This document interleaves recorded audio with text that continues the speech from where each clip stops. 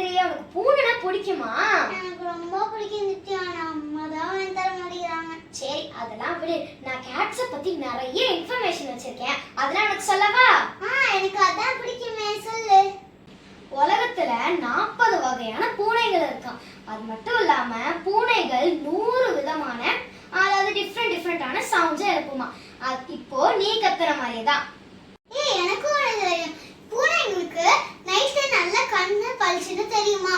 அது மட்டும் இல்லாம மத்த அனிமலோட கம்பேர் பண்ணும்போது பூனை ரொம்ப சுத்தமான அனிமல்னு சொல்றாங்க. ஏன்னா பூனை டெய்லி அது உடம்ப சுத்தம் பண்ணிக்குமா. ஆமா, பூனை வந்து அதோட நாக்க வச்சு அதோட உடம்ப க்ளீன் பண்ணிக்கும். நானும் அதை பார்த்திருக்கேன். இன்னொரு விஷயம் தெரியுமா? பூனைங்க லைஃப் டைம்ல 150 குட்டி வரைக்கும் போடுமா.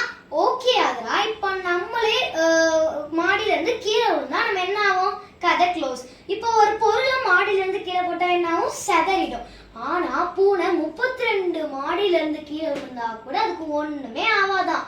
ஓஹோ, அப்படியா? தீப்தி, நம்மளுக்கெல்லாம் கையில தான் ரேகை இருக்கும். ஆனா பூனைங்களுக்கு மூக்குல தான் ரேகை இருக்குமா. சரி அதுரா, உன்னால கடல் தண்ணியே குடிக்க முடியுமா? குடிக்க முடியாது, அதான் உப்பு கிடைக்குமே. ஆனா பூனைங்க அத குடிச்சு கூட உயிர் வாழுமா. சரி தீப்தி, கீழே நம்ம குட்டி பூனை பார்த்தோம்பா. அதை நம்ம வீட்டுக்கு எடுத்துட்டு வந்துடலாமா? அம்மாக்கு தெரிஞ்சா தொலைச்சிருவாங்க. சரி ஃப்ரெண்ட்ஸ், இந்த வீடியோல நம்ம கேட்ஸை பத்தி நிறைய இன்ஃபர்மேஷன் பார்த்தோம். அடுத்த வீடியோல சந்திக்கலாம். Bye bye.